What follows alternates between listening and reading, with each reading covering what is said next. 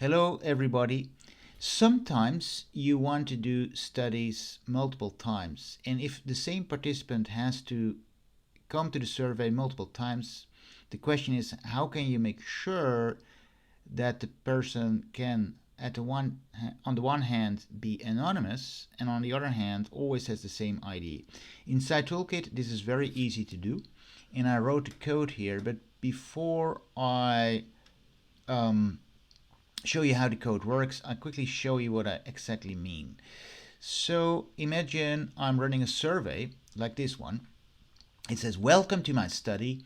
You will need to do this study multiple times. So you have this sometimes like a longitudinal study or a diary study, for example, where people have to report every day what they were eating, or maybe every day they were asked how they were feeling, and every day they go to the PsyToolkit survey link, and every time they need to have some ID so that you know which data file collected on different days belong together to the same person. And at the same time, you also probably want to have an anonymous survey. First of all, that is, just nice with ethical review boards. It's also nice because people will then not, people will be really open maybe in their answers, at least that's the hope. So for all sorts of reasons, I think anonymous data collection is ideal. So, right, okay, so imagine I'm a participant and I do this for the first time. Then basically what I click, and then the first question is, by the way, so this survey is called test ID, right? So is this the first time you participate in the study? And I would say, yeah, this is the first time, right? Okay, so if I click that, then it says your personal ID for this study is, and I get a long random code, and that, like you could make it shorter. There are so many possible combinations that it's impossible to get the same code multiple times. Make sure you write this down or copy and paste to your email or something like that, or whatever, where they copy it to a file. I'll just copy it here.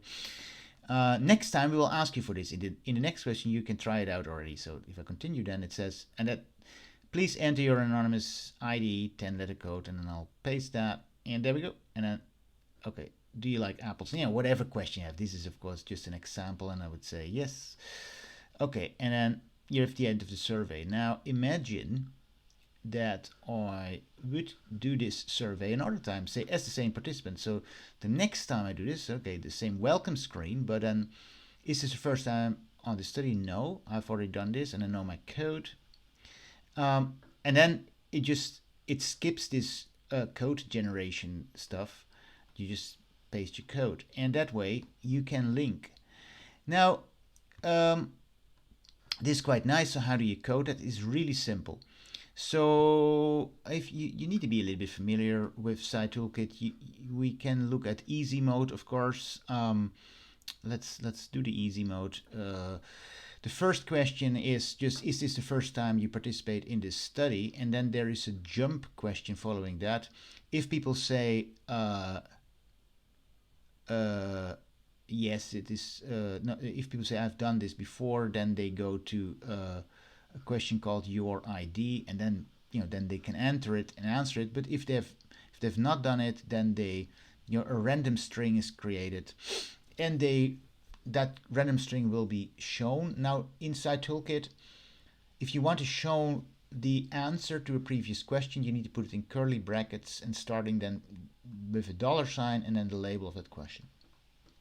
All right, so that's how it works. Let's now go to the regular overview, which has somewhat more detail. So we have a question label. So label first time is a radio question. That means people have to can only select one of multiple options. In this case, there are 2 questions. Is this the first time you participate in the study? That is what people see on the screen, as you have done just before.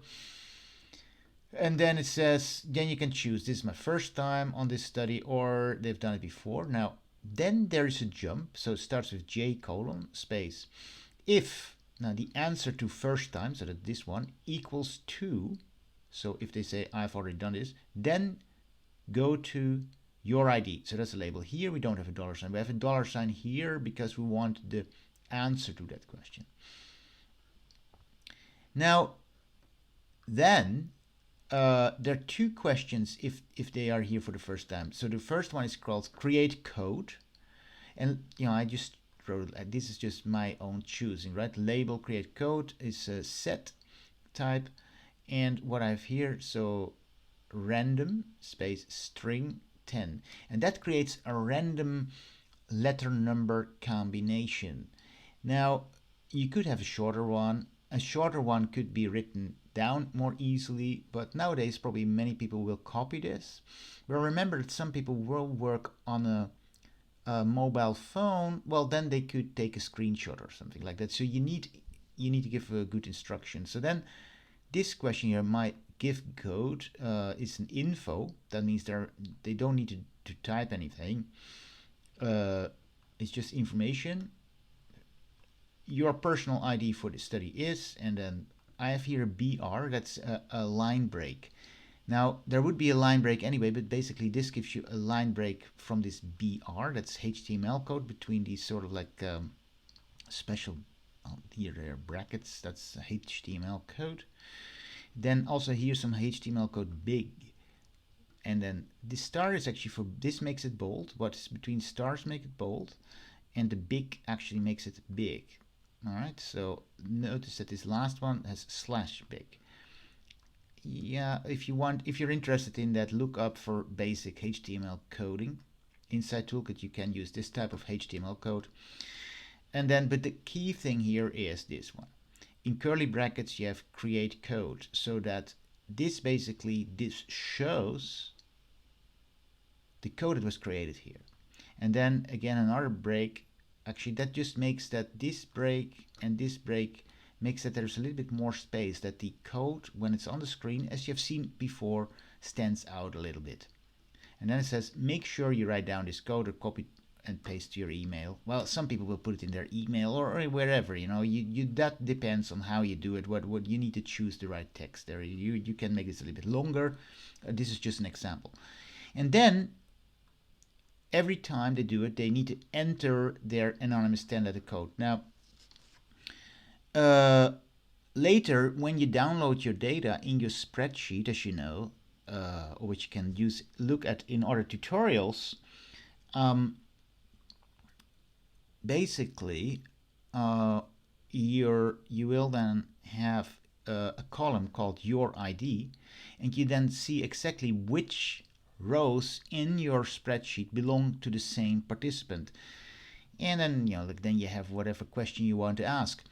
The nice thing of this is that your participants can identify themselves anonymously. You have no idea who they are, but you can have the same participant. And it's impossible to guess this code.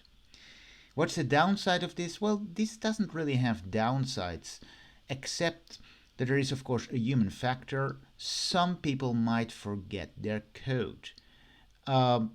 You might, or they might, like that is all, but that is in any study, right? So that's a problem that you always have to deal with.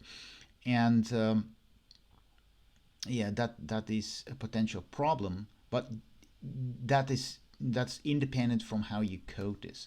Well, I hope that this works. If you have any questions, leave a comment below the video. And if you like this type of tutorial, please like and subscribe.